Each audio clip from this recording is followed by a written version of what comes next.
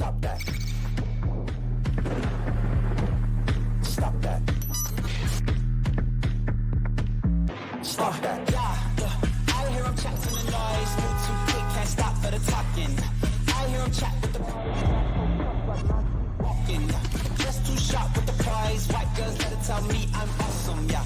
Hot like fire on the pan. If you wanna touch my please use caution. Cold like 0 degrees. I'm out the cage, gotta let out the beast. Revolutionary, gotta let out the streets. Locked in a cage, I'ma let out the sheets. We came for war, man, forget about peace. You take the west, I'll take on the east. I'ma put them in the cage, never let out the. Yeah, I hear him chat to the noise. Move too quick, can't stop for the talking. I hear him chat with the boys. Not so tough, but mans keep walking, yeah. Just too sharp with the prize. White girls, better tell me I'm awesome, yeah. Hot like fire on the pan. If you wanna touch my please use caution. Stop that. Stop that. Stop that.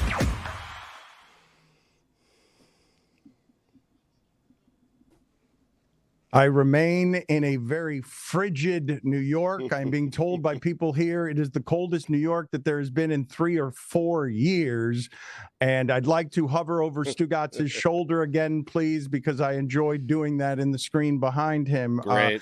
Stugotz, I normally, under these circumstances, I could ruin Jessica's weekend right now by just talking anything University of Miami related, because she speaks for a lot of the audience in wanting us to not talk about the University of Miami anymore. However, I have found a story that I believe that everyone in our audience wants to hear about, and I would say it's the most relevant University of Miami player in 20 years in terms of people wanting to talk about somebody who's at Cam McCormick, in a bit of a surprise, is not going to the NFL draft and has been granted a 9th year of collegiate eligibility. He is going to college, not for 1 year, 2 years, 3 years, 4 years, not even double that, 8 years, a 9th year of eligibility. I was making fun earlier this year when Colorado was playing against a Colorado State kicker who was 31 years old with 3 kids, but Cam McCormick getting a 9th year of eligibility. You feel how about that, Stugotz? It's an embarrassment. Seriously, get a job, do something. I mean, listen, he started college when he was 18, Dan. When you arrive at the age of 27, you become an embarrassment. I don't care if you play football or not. I don't care if you're the BMOC, big man on campus. You are 27 years old. Is he 27? I thought he was 25. He turns 26 in April. Well, he started college when? I mean, I started when I was 18. Okay, but you gave him 2 extra years he doesn't need. And listen, 25, 26, 27, 28, it doesn't matter. He's hanging around 18 and 19 and 20-year-old kids. Go do something with your life. I mean, Billy, I disagree vehemently with this, because if anyone gave me, I don't even know how much I would pay to have 4 or 5 more years of college. Put it on the poll, please. Everybody listening to this, at Le Batard Show. Would you pay to have 4 or 5 more years of free college life, to go back into your adolescence or your childhood or your teenage years and be able to enjoy college all over again? He's not a teenager. Practically middle-aged. Mid-20s, Dan. Mm-hmm. A 5th year is fine. A 6th year is even okay. When you get up to 8 and 9 years, you become an embarrassment. Well, wait a minute. People start talking about you like, oh, he's back again? Jeez.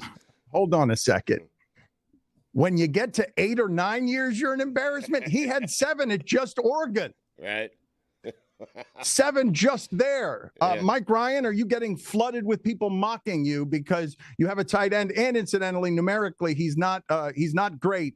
I would love to be a college football player that gets to have my college career never end and just enjoy college and free schooling. What if he just wants to learn more and get some free education? Dan, I'm glad you asked me because, my mentions over the last 24 hours have all been about Cam McCormick. There's just a lot of Cam McCormick opinions everywhere. Everyone's like, wow, this guy's so old.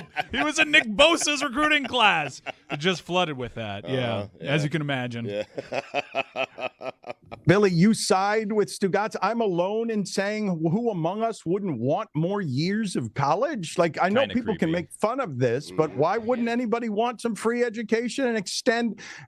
He's saying Stugotz is saying get a job when he hasn't had one in 20 years. Yeah, it's a little creepy being around that long. Also, like, if you haven't learned it in 9 years, it's not going to take. Any other 25-year-old hanging out with a bunch of 18-year-olds, you're like, what's your deal? Yeah. right? People start talking, Dan. They do. Yeah. Chris Hansen starts appearing. What It's a do whole guys thing. like? Stop it. What do you mean, I didn't Mike? do that. Mike. He's a blocking tight end that had terrible injuries to start his career. I am surprised he got a 9th year of eligibility. No one's ever gone this far, but there's nothing more to it than that. How many season-ending injuries before we're like, you know what? Maybe this sport isn't for me. Well, he's had 4 already, right? So, like, that's why he's playing his 9th season of and they've all college come football. they've all come super early. Yeah, but Mike, it's not the Tyler Higbee situation. I stayed a 5th year in college. There was a kid who was there. It was his 7th year. No one was talking about me. We were all talking about him, though. Like, he's back again. And if Like- anyone knows what it's like to have a bunch of 26-year-olds on campus, it's anyone who went to FIU. I can't believe how alone I am on this. Jessica, Roy, you don't have any opinions one way or the other? You think this is a source of mockery? A college student who gets 9 years and gets to just extend his lack of general responsibility? Not that playing college football doesn't involve a great deal of responsibility. One of those years, by the way, was just COVID. It wasn't even injury. It was just, hey, never mind, that year of COVID, we're not counting that. No, Dan, he actually got hurt before the COVID season, did, too. yes. He suffered a season-ending injury. He got 2 years for when that. there was Yes. talk that there wouldn't even be a season. How about the poor tight end that went to UM, that wants to play, that wants to get his opportunity, and here's a kid, 9th season. Yeah, I if mean, only they had options now. Those poor tight ends that are stuck behind someone else on the depth chart. It's crazy. They're I'm locked very in. jealous of him. In fact, I also great NIL opportunities to partner with like AARP or something like that. Depends. I'm just wondering where Dan's line is, though. Like, if he's on year 17, are you like, all right, this isn't cute anymore? But where's your line? Because Stugotz is like 8. 7 years is not a bridge too far, but 9, I'm sorry, that's excessive. 8's or 6 my line. isn't too much. I mean, okay, look at what you guys are doing. I can't believe this. You guys haven't been old long enough is what the problem is with this. Anybody old listening to this would I am love old. more years of college.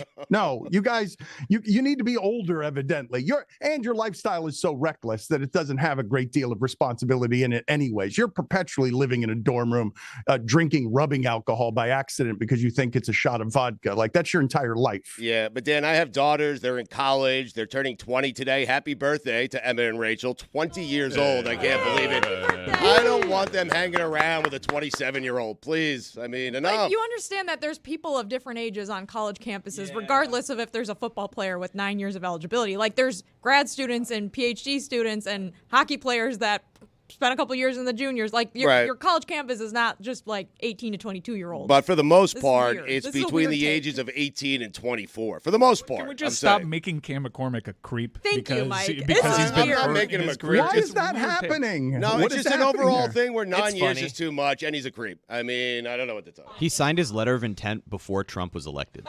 But like, He's on his 3rd term. He started college when I was in college. Put it on the poll, please, Juju, at Le Batard Show. Is Cam McCormick on his 3rd term? I want to break out someone that I thought had been retired forever. I cannot believe that this character gets to be rejuvenated today, that we have the blessing of being able to bring to our audience an old favorite from the impersonation file that is, I must admit, very limited. So I'm scared about what's about to happen here. But Stugotz, before I go any further, you have in front of you the button to wish your daughters a happy birthday. Why don't you press the Stephen A. Smith happy birthday button that's right there? I got to find it first. Hold on. Let me see. Is this it? Cannonball! So close. Oh, wait. I think I got it. Look at me, I can't read. I can't see. I'm getting old. What's a Joe Corolla one? Joe Corolla? Who is that? Wait, you just flipped to the Because Miami ones. That's not it. Oh, I It got just says, Chris Whittingham is a fancy lad. Happy birthday to Her. Hey, I don't care. Good luck. Hers. the character that is getting resurrected today. What's up, man? this would have been a better conversation, I think, in 2016, right about when Cam McCormick was entering college, and RG3 was going back and forth with Jay Gruden. But we have a Twitter exchange that I want to read to the audience because it's been fascinating, and it's been kind of weird to hear them arguing in public this way. But Jay Gruden and RG3 are talking about RG3's career in Washington, Stugotz. And I think we can all agree that RG3 was at the beginning. He was almost before his time because of how much football has changed and because of now how much quarterbacks run and allow the running backs to be disposable. But Washington used him up and broke his body. And so the context I would give to this as they fight on Twitter, I'm going to make Roy RG3 for no particular reason. And Chris Cody is Jay Gruden because he's got his limited fake Jay Gruden. Robert, how long's it been since we've heard from limited fake Jay Gruden, Chris? A couple years, man. More than that. A few years, man. Hey, man, I drafted this Cam McCormick. I tried to draft this Cam McCormick guy, man, but he wasn't eligible yet. All right, it's a very limited impersonation, and it's best speaking in very short bursts. But, Roy, this is actually happening on Twitter, so let me see what the back and forth sounds like. You're RG3, and Chris will play the part of Jay Gruden. I'll tell you, man, if I ever put a quarterback through what Philly's putting Jalen through, man, I'll apologize. Pick up a blitz, man. Say what? Oh, I wasn't even talking about you, Robert. But listen, Robert, you weren't prepared, man. You told me you didn't know how to coach a quarterback who can throw and run like me. So it looks like you weren't prepared, Jay. Oh, boy, here comes some sarcasm. You're all right, man. We didn't have a good staff. Sorry. Hope all is well with you. RG3 responded with a video. Oh, a long video. Yeah, we don't have the whole transcript for the video. RB3. And I'll jump in. Hey, RG3, you really want to play this game, man? You really want to play this game? You weren't good enough. Kirk was better. Cleveland didn't want you. Baltimore didn't either. Quit blaming me, man. Go race a pigeon. Didn't he delete that tweet? Yeah, I deleted that shit, man. Roy, how'd you feel about your efforts there? 2 lines. Very good. Go race a pigeon, man. I don't know why you would feel good about that. Why wouldn't I? I mean, I just I don't got him out clean. I mean, Robert and Kirk. I needed some thespian flourish from you. You didn't hear me say what?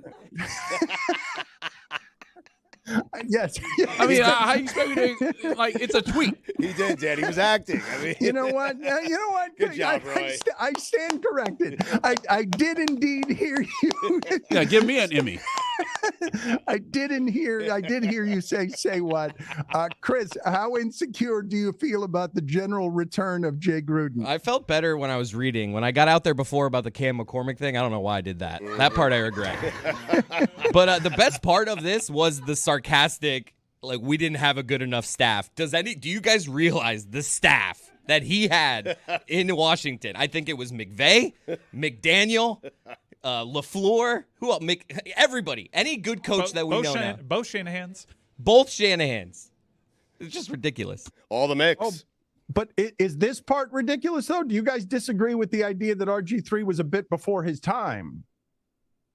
No, RG3 wasn't. No, before Mike, his he time. was before his time. No, there were mobile quarterbacks. No, RG3 got hurt. Right. RG3 blamed them for the injuries, but I think we had so many RG3 debates, and we've even asked RG3 directly about how time has passed, and that staff that he was complaining about proved to be incredible, like a king-making staff. Everybody on it. It was an injury that stopped RG3, and when he was trying to work himself back from injury, he decided that he wanted to change his game. And as Jay Gruden told him directly, that game he wasn't as good at as Kirk Cousins. Kirk was better, man. The thing that I would say about that, though, is the season that he had when he was healthy before he got hurt was a game-changing type of season. He was a monster player who looked like somebody who was going to be good for a long time, who might be growing into something differently. I understand why you wouldn't question any parts of that coaching staff, but you would agree, would you not, that somehow Lamar Jackson being used similarly doesn't seem to get hurt that way? Lamar Jackson with a similar body type? No, not a similar body type. I mean, he's bigger. He's bigger. RG3 got blown up in ways that were unique to him. Yeah. He had a small frame. He was a bit frail. He had yes. this insane ability to get lit up. And recognizing that, he tried to change his game. And he didn't necessarily have the skill set to change his game, and he just blamed others for the failings of it. I mean, you have no greater evidence to this than what RG3's career became and what the rest of the staff's career became. I will say this, though. His rookie season, I remember thinking to myself, Dan, that he was unlike any quarterback I had ever seen. Like, he was that good. He had 20 touchdowns, 5 interceptions. He ran for 7 more. He ran for nearly 1,000 yards. Like, he was great that year. I mean, and the way they were using him was super creative.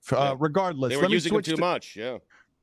Let me switch to something else here because I saw the reaction, and I don't know whether you saw it or not. I saw the reaction of Fletcher Cox to being asked and if Nick Sirianni would or should be back as his head coach. Now, I found fairly shocking, Stugotz, given the general success of Nick Sirianni, that we're even talking about this. But the collapse was that kind of crazy in a city where they don't tolerate this sort of thing. And so it appears that Sirianni's job is actually in jeopardy.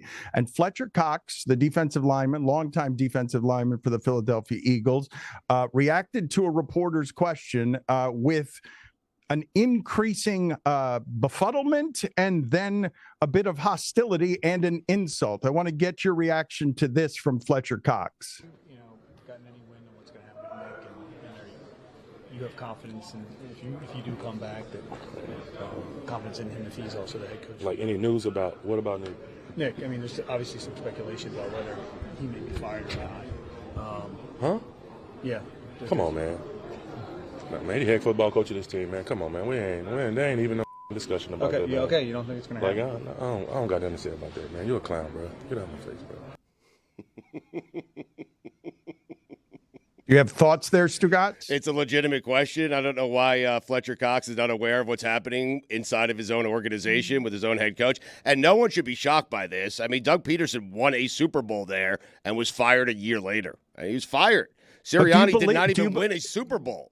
Do you believe that Fletcher Cox is completely unaware of the conversation? Because you said he knows what's happening in the building. This isn't about in the building. This is what's being talked about outside of the building. I don't know how much inside the building anyone is discussing the idea that a head coach of a whatever it was, a 10-win team or an 11-win team would be, fireable. I don't know that that's something that's being discussed inside the building. I'd be shocked if it's not being discussed, if they're not aware of what's going on. We asked Austin Eckler a while back when Brandon Staley was getting fired if the guys in the locker room before he got fired were talking about their coach being on the hot seat. And he said, yeah, we talk about it with our coach. So I'd have a hard time believing that the Eagles don't know what's going. Is he lying? Is he pretending that he doesn't know? He's acting? I don't think he's pretending, because he calls the reporter a clown, and that response there kind of makes me think that he's like, where's this guy coming with this? When the reporter, as we know, because we're living in this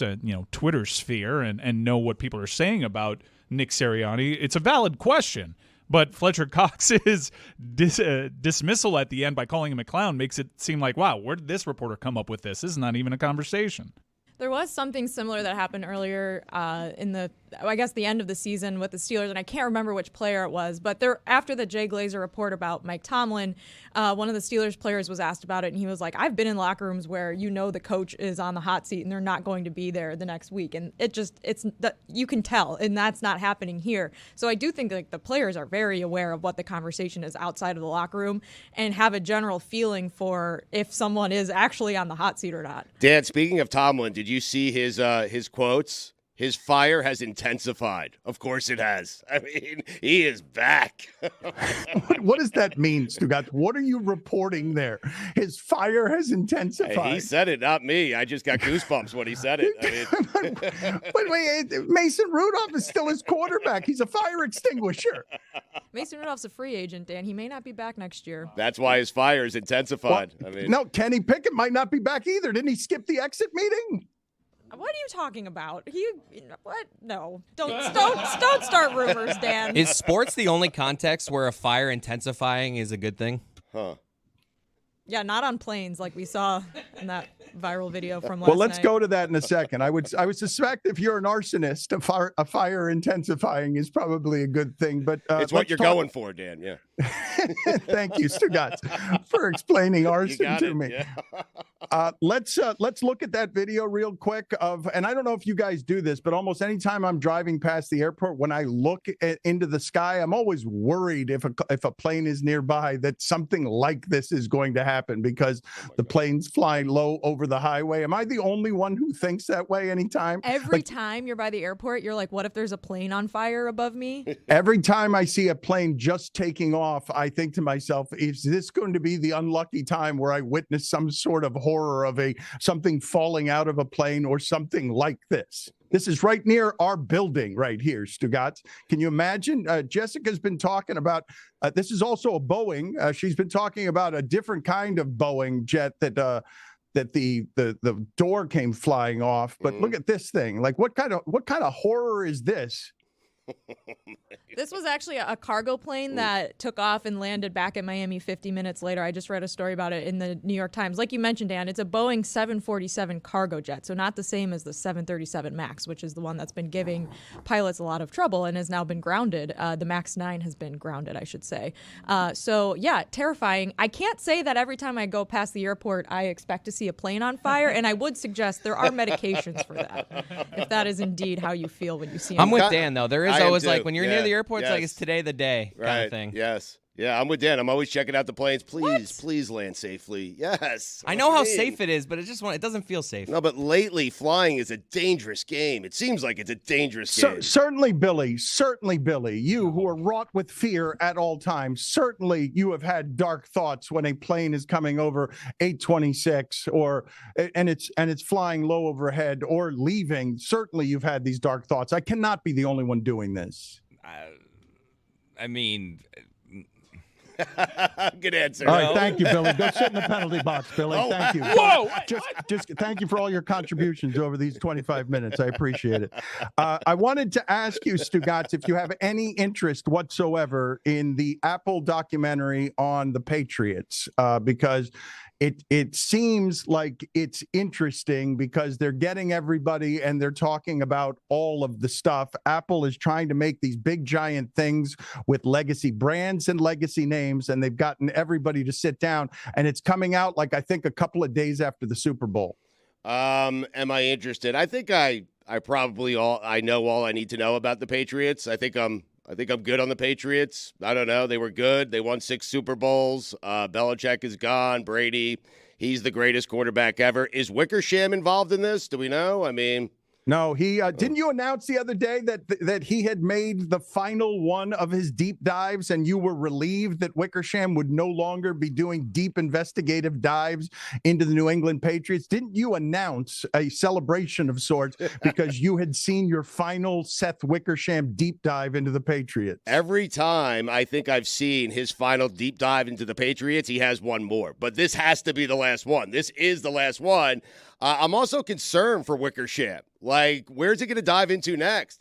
He needs to find another team. He has done 17 deep dives into the Patriots. This is his final one. I'm relieved it's the final one. I'm concerned about the future of Seth Wickersham. I will give the Apple documentary a chance, but I'm 0 for 2 on these because I saw Brady's Man in the Arena 1 on ESPN, and I gave up after 3 episodes. Wasn't great, yeah. And I'm presently trying to make it through It's Better to Be Feared, Seth Wickersham's book on Tom Brady and Bill Belichick and Deep the dive. Patriots dynasty. And I think that the issue for me in trying to consume these documentaries and these books is I don't think they're made for me. I think that they're made for people that probably followed the sport a little less closely. So I'm not finding them really revelatory in any way or informative in any way. And these are long, ambitious, but long projects. And if it's lacking surprise for me, I kind of bail. That's hard for me to believe, actually, because he's done so many of these. I can't believe that it's dry. I can't believe I've read these and been interested, but the personalities are a bit dry. You're not interested, or you're tired of the tension between Belichick and Brady how it. I'm fascinated by that type of excellence, Dan. I like that team, the unprecedented run. I'm a huge fan of the Cowboys, and it seems as though like the Cowboys in their 4 or 5 year run were way more interesting, even though it was about, in retrospect, a quarter of the length of the Patriot run. I am presently reading the book by Wickersham to gain insight on. I'm interested on how Tom Brady came to be. What's his driving force? What did he get from his parents? And even his parents don't know how this happened, so I'm not really learning much. You're listening to the book. I am. Real page turner, though.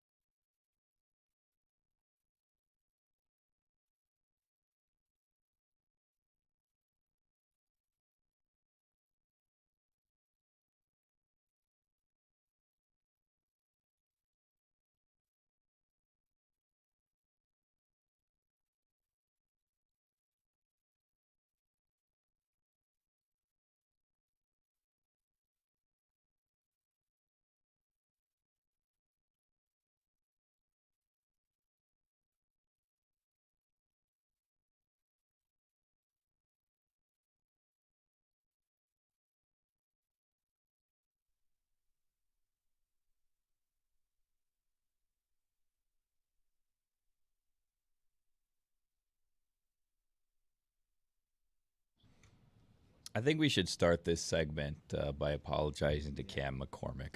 Why? I don't need to apologize to him. I was supporting him. Well, we're a team, Dan, so I think we need to apologize. It's not what the scroll says on exactly Dan Le Batard, right. colon. Dan Le Batard, colon, Chris Hansen, colon, Cam McCormick, colon, creepy. Like, we need to apologize for this. It was unnecessary, it was uncalled for, cheap jokes. God bless this kid, huh? Going out there, getting, I presume, an advanced degree of some sort, and, playing football. Man. He should be a doctor now. I would hope, at least, right? A doctor of something, not maybe a physical doctor, a doctorate of, liberal arts or whatever. Well, we've made quite the turn, promoting him to doctor from creep. I congratulate you. Thank you for moving off of calling him a creep for no other reason other than he's going to college for 9 years. Someone has to clean things up around here, you know what I mean? And that's my job. And Try to call me the cleaner. And even though they call you the cleaner? Do they? Even though I was the lone voice, it would appear in defending Cam McCormick. No. Me and Roy also defended. Wait a minute. Unlikely supportive voice. Dan was the only weird one. I spent the whole segment asking, why am I alone on this? Yeah, I just want to say, for the record, I do believe that doctors can also be creeps. That's true. Yeah. Some doctors. Dan was the one who He took really, it to a weird place. Dan did all that. Pushed it too far. Yeah, that was all Dan. Thank goodness I'm here to clean it up. Jeremy, thank you for your contributions. I haven't heard from you all show. And hey, I said that he was in the recruiting class before Trump was even elected. So that's how we got to 3 terms. Dan. Why you always bringing politics to this, Yeah, Jeremy? that is my fault. Yes, you're the woke liberal. Can you explain to me, do you have any news involving Jimmy Butler going to an FAU game as the Heat homer, the resident Heat homer to top all Heat homers around here? Yeah, Jimmy went to the FAU game last night, and there was a pretty funny moment on the back end of that game where Alexander Barkov of the Florida Panthers was also at the game, Sasha Barkov. But when Jimmy was leaving, there was all sorts of fanfare around him. Everybody's all excited. Everybody's taking pictures. And then you can see him walk by Alexander Barkov, pointed out here on our video. That's Alexander Barkov in the T-shirt and jeans. But when Jimmy walks by him, he absolutely does not know that is one of the other best athletes in South Florida. Just completely ignores him. There's Barkov. You see Barkov put his head down a little bit. Barkov does the move. Just trying to look like, I'm going to tie my shoe. Barkov did the move of, I was kind of thinking we were going to have a thing here. We're not. He's walking by me, so now I need to look down to make it seem like I'm not sure if he saw me. And the part that stinks is Barkey's a huge Heat fan. Like, we all know that he's a big Heat fan. He goes to Heat games all the time. So he's honestly probably met Jimmy Butler before, but Jimmy just didn't recognize him.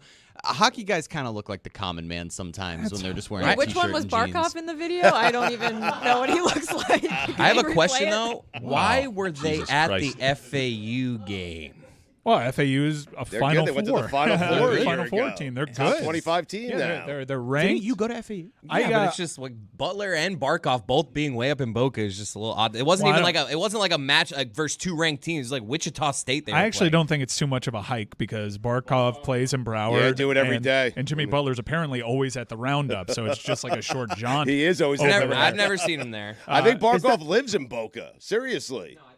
But I'm pretty sure Fort Lauderdale. But Barkov, I feel bad for him because this is the second time, as Jeremy pointed out, he does love Miami Heat basketball. And even though that video, that still image of him being disappointed as Jimmy Butler walked by without a dap, that's not even the most sad Barkov Miami Heat experience because several years ago, if you recall, Dwayne Wade jumped into the stands chasing a loose ball.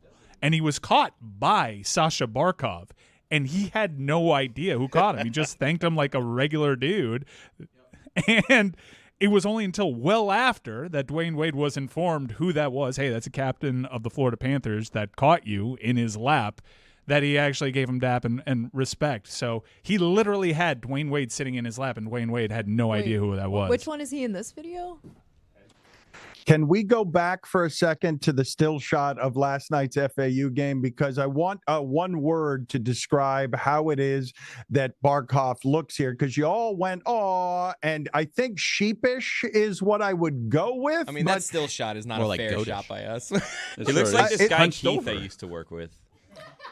Thank you, Billy. Go sit in the penalty box again. Wow. That's not. I asked for a word to describe him, and not. I didn't want to hear. He looks like a guy I know that nobody else knows.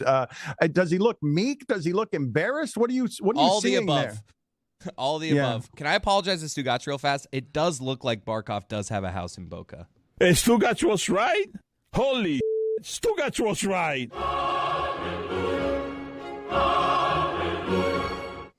Is the country music album thing with Jimmy Butler, is that real, or am I being fooled by the internet? No, that's a real thing. Yeah, that came from an article in The Guardian where Claire DeLune spoke with Jimmy, and he basically expressed that he's not necessarily singing on this country album, but he wants to be the DJ Khaled of country music, where he is technically the artist and the producer, but there are all of these other people he's outsourcing the work to. He says that right now he has 60 songs recorded by different people that he knows in the country business, but that he wants 200 recorded before he decides to actually release the album. But after the article came out this morning, or it might have been late last night, Jimmy put a clip of one of the songs on his Instagram, and honestly, it kind of was really good. So Jimmy might be the next country music producer to run through Miami, which is not a sentence I think anyone's ever said. I thought for sure that was something that he was just doing to enjoy interviews, to screw around. Actors do this all the time because they get bored with interviews and promotional tours. More so than ever, I would say. They just toss chum into the water and say absurd things just because they're bored. And that's what I thought this story was. I thought Jimmy was screwing with a reporter. Yeah, Robert Pattinson does that a lot. And he's actually come back and said that, like, as people call him out on stories that he's told in the past on these media interviews, they'll come to him and say, like, oh, so, on the set of Water for Elephants, you saw an elephant die, and that's what inspired you to give your performance. And he's like, I did what? Because he's just for years been blatantly lying to people during these things. So it would have made sense that Jimmy was doing that, but not this time around. This was a real story. Is that urban legend true about Robert Pattinson, where he took a stalker out to lunch and then he just bored them? I think that was one of I got to check probably Snopes. told that same story. I got to check Snopes. I love Robert Pattinson. I wanted to ask all of you something to see if you found it as funny as I did. You have heard me a number of times just make fun of a multi-billion-dollar industry where people are fighting, breaking their bodies for inches, still doing actual measurements with old people carrying chains onto the field. How absurd that is. I would say not quite as absurd, but in the realm of as absurd is to play an NFL football game, Stugotz, and have so much snow like the Bills do that not only are you asking your fans to come over and help you shovel snow out of the stadium so that people can watch in a multi-billion-dollar industry the game without snow, but you're not even paying that free labor that you're begging to come out, local citizens come out. You're not even paying them the way you did last time with food and drink. You're just asking them to come out and work as free labor to remove snow from the stadium.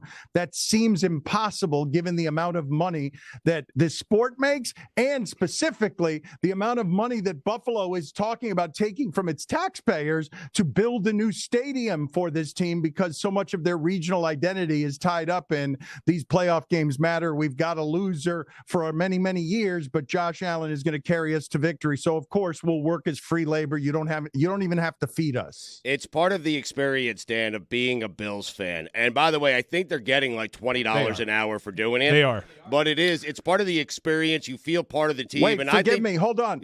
Sorry, just a second. I understood, Mike, that they paid the first time, but this time they weren't going to do that. Correct me if I'm wrong, I am please. correcting you because you are wrong. Similar to last week, the rate is $20 an hour. Mm-hmm. Plus, you feel part of the team. Plus, you're doing a good deed. Plus, you should get a ring. I mean, if the Bills win a Super Bowl, those people, even at $20 an hour, should get a Super Bowl ring, Dan. I believe that.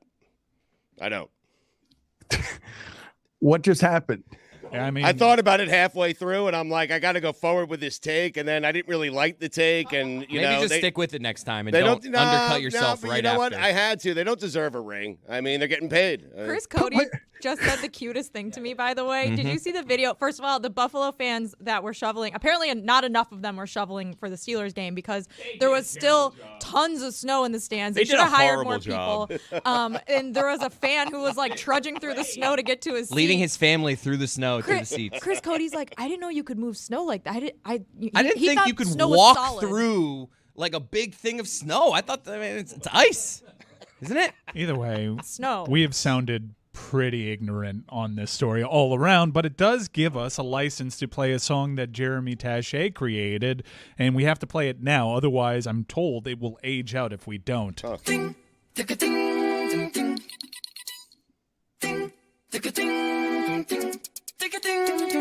At first we started out real cool, starting the season with a 9-3 record. You're getting comfortable, ain't doing things like running the ball, changing up Mike McDaniel. The offense started struggling. Tyreek is faster than a car. But it don't matter if you can't get him the ball and have the running game to ever have consistency. Hold on to that Titans lead, and now you're losing week to week. Struggling, interception, oh my brother. Quarterback, why haven't I found another? A baller. When times get hard, I need someone to scramble around instead of a pocket passer getting shoved to the ground. Can you beat the Bills? Can you beat the Buffalo Bills? Can you beat the Buffalo Bills? If we did, then maybe I would chill, but I don't think we do. So the Vince and me are through. That's really good, Jeremy. Yeah, it's almost too good. It's too good. I mean, too good. Thanks, guys. Billy, Tyreek is faster than a car. Billy looks wildly unimpressed. well, what's it have Billy- to do with what we're talking about? That was the confusion a little It bit. We're says talking about that the Bills. I talked about the Bills. Oh, come on, guys. You beat the Buffalo Bills. Okay. How much do I owe in fines? I got the Kenny Pickett exit interview thing $55. wrong. Faster than a car. I don't think. I think that Jeremy loves his voice more than Cody loves his voice.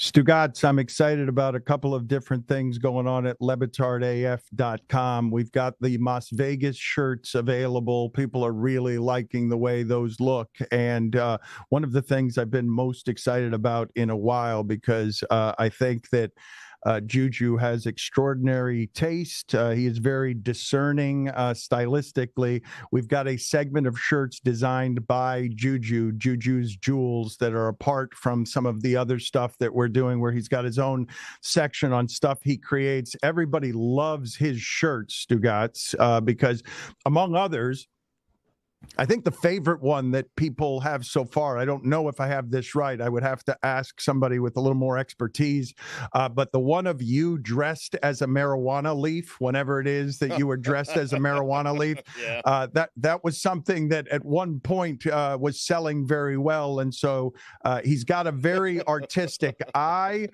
He does it. I had dinner, Stugotz, last night with all the smoke guys. I'm really excited about what we're going to do with them over the next couple of years. Yep. And not surprisingly, because Juju knows everybody, Steven Jackson could not stop talking about how much he loves Juju in general, that he's known him for a long time, and he couldn't have spoken in more glowing terms about the guy here that brings more positivity around here than almost all of us combined. It's nearly impossible not to love Juju. Nearly impossible. But Dan, did you smoke, or how much smoke? Well, we were in a restaurant, so They don't care. I was not all the smoke. I was not even smoke adjacent. I was just generally near the smoke. Afraid of the smoke, coughing around the smoke, uncomfortable in smoke. I have, those, Stugotz, a text that I just received that will legitimately delight you. Okay. Are you ready? Yes. Please tell Stugotz that I'm relieved to be done with the Patriots as well. Seth Wickersham. His final deep dive. What a sad day. Yes, he has just texted me and said that he, like you, is also sick of the Patriots. He doesn't want to be around any of this anymore. He is tired of the deep dives, tired of their winning. He's relieved that Belichick is having a second interview with Atlanta and just get the Patriots out of his life. He doesn't want to talk about deflated footballs. He doesn't want to talk about Tom Brady not liking Bill Belichick. Doesn't want to do any more audiobooks, not any more long books. That's it. He's out of the Patriot business forevermore. I don't know what he's going to tackle next, though. It's a good question you're bringing up. That's my concern, and probably the Falcons. I mean, I think. We'll see. We'll see what happens here. No. I did. No. He went for a second interview, and people are saying he's going to take that job, and Wickersham's going to dive right in. I mean, can someone explain to me why he's taking that job? I know he said he wanted to go to a team with a lot of talent that has underachieved, but I thought for sure he'd pick a place that had a quarterback in place. Don't you? I don't know what happened in Dallas. Philadelphia might still be a possibility. Right now it seems like it's Atlanta. It seems like the Chargers want Harbaugh. So I'm with you. I wouldn't choose Atlanta. I can't see it. I don't know why Belichick is going there. Everyone talks about the roster and how good the talent is there. They don't have a quarterback. And so I can't see Belichick, who is trying to catch Don Shula, trying to win another Super Bowl without Tom Brady. I don't see why he would choose Atlanta other than that division is really bad. I have had a hard time over this hour in New York reaching the moody and temperamental Billy Gill in the doing of this show, but I think I have the story that will reach him. What are you shrugging your shoulders about, Billy? What do you mean, moody and temperamental? Which part of that are you not understanding? The moody and temperamental part. I think I'm a ray of sunshine. Oh, that's what you are. Put it on the poll, please, at Le Batard Show. Is Billy Gill a ray of sunshine? This is from Jason Momoa. The reason I bring it up is because, and you guys have heard me talk in the past about how funny I think it is that all of the action stars in Hollywood are over 50 years old, some of them 60, some of them 70. It's laughably funny. But The Rock, for one, is saying by teaming up with A24, and I don't know how many studios you guys love, but A24 makes a lot of good stuff. I don't love a lot of studios.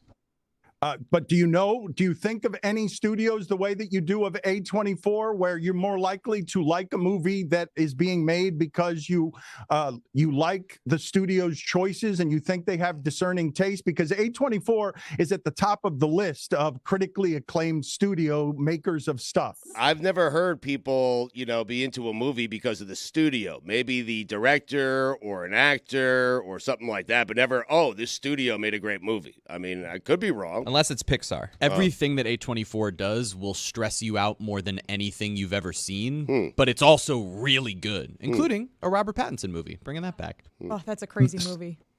The Rock has chosen strategically, Stugotz, he has chosen to work with A24 because he wants to tell more meaningful stories about the human condition, about pain. The Rock has talked with Jay Glazer and others about mental health and depression. He wants to tackle more meaningful things. But the quote I wanted to read to Billy to get his thoughts on this is fellow beefcake musclehead Jason Momoa is quoted as saying the following. It is both self-aware and it made me laugh. The quote is the following: "None of my movies are going to the awards. I'm not really that guy. So maybe one day it'd be nice to do one of those kind of movies where it is a really, really good movie." Sounds like he wants to make Momoa good movies, Dan. Christ almighty, man. Burned Shut up up. all that goodwill in like a half a segment. That's how it works. Jeremy, go sit in the penalty box. Wow. And Stugotz, can you hit go. the loser? Can you hit the loser game show sound? Hold on. Let me see if I Stugotz, can please. find it. And Billy, while he looks for that, can you tell me what it is your thoughts are on? Nice. On Momoa? What's your thoughts on The Rock and these two guys going? They're wanting to make more meaningful movies instead of jumping from skyscrapers or swimming as Aquaman in the ocean or jumping from car to car. And your but favorite, no one forced them to do that against their will. It's not like some loved one was kidnapped and they had to be in skyscraper or they wouldn't be able to ever see their family again. Like, they chose those roles. What do you want me to do? They got paid very handsomely for doing those roles, and now they're upset about being typecast for taking the exact same role every movie. You did that. Like, I didn't force you to do that. Well, one of the stranger castings that I've ever seen that I wouldn't have believed in, because I do find it interesting that both of these guys would like to make a movie where they're taken more seriously. But I don't know if you know this, Stugotz, but Paul Thomas Anderson, one of my favorite directors, he made Boogie Nights when he was 26 years old, which is just unfathomable to me that you could make a movie like that when you're 26 years old. But when he made Punch Drunk Love, an exceptional movie, really, a wonderful romantic comedy. I did not think that Adam Sandler could possibly have the range to do what Daniel Day-Lewis does when Paul Thomas Anderson is looking for talent to execute his vision. But he wrote the part in Punch Drunk Love for Adam Sandler, and I wonder who can write a part for Jason Momoa or Dwayne "The Rock" Johnson that would summon some of these things that we're talking about, where older and later in life, they can be taken more seriously because they want to grow out of the action star roles that everybody gets paid for in Hollywood. Jason Momoa was actually really good in Fast X. Like, it wasn't like he was just some sort of hothead, whatever. Like, he had like this weird Joker villain type character that I thought was actually pretty good on Momoa. Was he good compared to his surroundings, or was he a legitimately good actor? Because I don't know that a lot of us or many of the people listening to this think of Jason Momoa as having acting chops. I mean, I thought he did a good job, but I watched Fast and Furious for the Fast and the Furious. You know what I mean? Not for the acting. How many more possible follow-ups could Dan have to that? It's Fast X. Yeah, it is surrounded by his castmates. He was the rangiest. Ludacris was Luda. He's there with Tego Calderon. There's a cliffhanger this one too, because it's part 1 of 2 of 11 and 10, and it's a whole thing. What? Are they going to get out? Spoiler alert! Are they going to get out of that dam collapsing? I don't know. The Rock has been trying to get this Mark Kerr project off the ground. In fact, when he famously stood next to a shoeless Stugotz at a UFC weigh-in, he was actually announcing to that crowd that he was getting this Mark Kerr project off the ground, and that was what feels like a lifetime ago. Stugotz looks very different from that photo. Yeah. But yeah, I think that there has been a criticism recently levied by people in the movie industry and just consumers of movies alike that, yeah, there's been a lot of comparisons between Arnold Schwarzenegger and The Rock, but even Arnold at his apex always challenged himself by trying to at least effort to work with the best directors. He worked with James Cameron on the Terminator movies. He was always trying to challenge himself, where the criticism against The Rock is you're not really challenging yourself. You're making these video game movies and monster movies and formulaic movies, and we know that you're rangy. He tried early in his acting career with the Get Shorty, Be Cool sequel, and with another Was he good? Was he good and with though? another he was good in Be Cool, and with another film in which Donnie Darko was this cult film, and I forget the second project from that filmmaker, but he was the lead there, and he was stretching his range there, but he got into a very profitable career.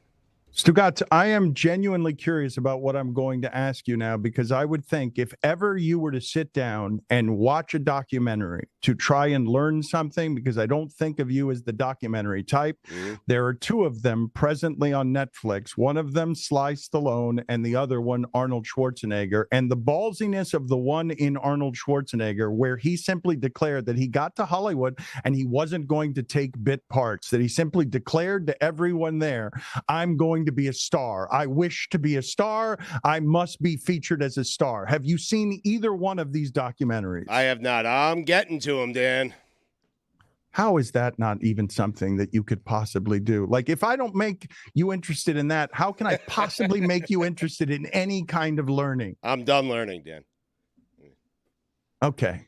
He's no Cam McCormick. Yeah, he's still learning. I mean, you talked about the guy who wrote that movie at the age of 26. That's what you do when you're 26. You don't come back for your 9th year of college.